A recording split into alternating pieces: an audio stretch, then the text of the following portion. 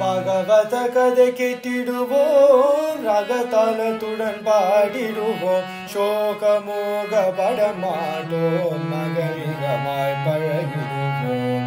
கோவிந்தனுக்கு ஆட்பட்ட குடும்பம் அம்மா எங்கள் குடும்பம், கோவிந்தனுக்கு ஆட்பட்ட குடும்பம் அம்மா எங்கள் குடும்பம்.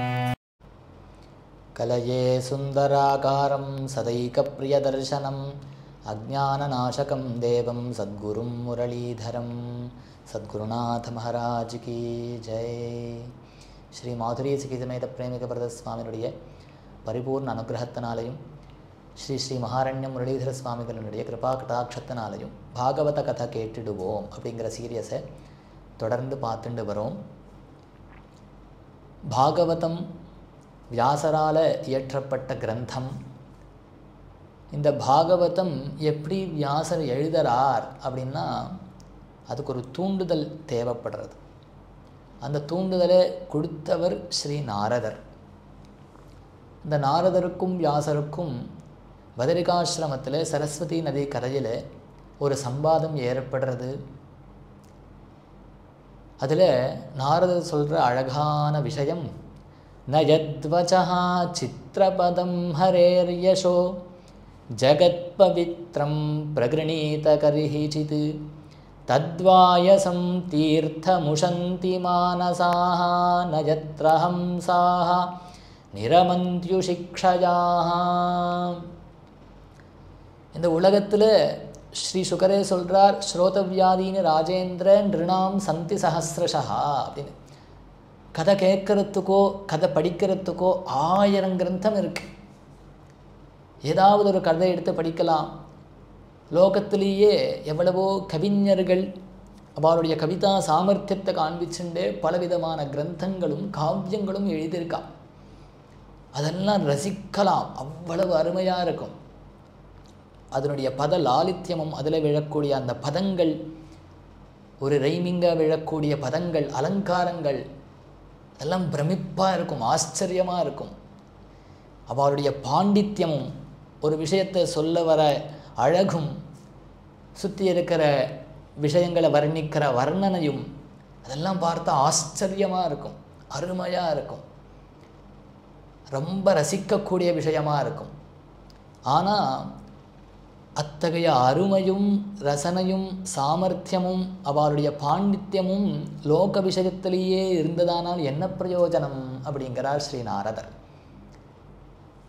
அந்த ஒரு அழகு, ராசிக்கியம், பாண்டித்யம், சாமர்த்தியம் அவ்வளவும் பகவானுக்காக இருக்கணும் இல்லையா? ஒரு கால் பகவானுக்காகன்னு வந்து அவனிடத்துல பாண்டித்யம் இல்லை, வர்ணிக்கக்கூடிய திறமை இல்லை, சாமர்த்தியம் இல்லைன்னாலும் போதும். குழந்தையினுடைய மழலை பேச்சுக்கு தாயார் எப்படி ஆசைப்படுறாளோ, மயங்கராளோ, அப்படி பகவான் நம்மளுடைய தெரிஞ்சும் தெரியாமலையும் பண்ணக்கூடிய ஸ்தோத்திரத்துக்கும் தப்பு தப்பாக சொல்லக்கூடிய ஸ்தோத்திரத்துக்கும் வசப்பட்டுடுறான். பாவகிராஹி ஜனார்தனா என்று பாவத்துக்கு வசப்படக்கூடியவனாக இருக்கான் இல்லையா? அப்போது அந்த அழகழகான வார்த்தைகள்னால பண்ணின அந்த கிரந்தங்களை ரசிக்கிறதுனால பிரயோஜனமே இல்லை. மகான்கள் அத்தகைய கிரந்தங்கள், லோக விஷயமான கிரந்தங்கள் தொடரதே இல்லை.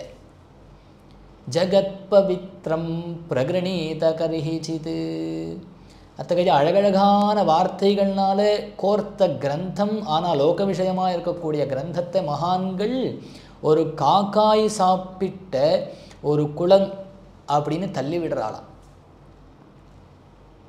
தத்வாயசம் தீர்த்தம் உஷந்தி மானசாஹ. காக்காய் வந்து எல்லா இடத்துலையும் ஜலத்தை சாப்பிடும். ஆனால் அன்னப்பறவை இருக்குது பார்த்தீங்களா, அந்த அன்னப்பறவை எல்லா இடத்துலையும் ஜலம் சாப்பிடவே சாப்பிடாது.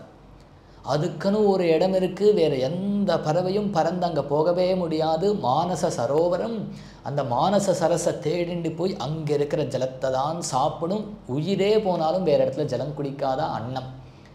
அதை போல தான் பக்தர்கள் இருக்கா, மகான்கள் இருக்கா. ந யத்ரஹம்சாஹ நிரமந்தி புசிக்ஷயாஹ. ஒரு தடவை அந்த மானச சரஸில் இருக்கக்கூடிய ஜலத்தை ருச்சி கண்டுட்டோமானால் அப்புறம் மற்ற இடத்துல ஜலம் குடிக்கிறதுக்கே இஷ்டப்பட மாட்டாளாம். அவ்வளவு ரம்யமாக அருமையாக இனிப்பாக இருக்குமாம் அந்த ஜலம்.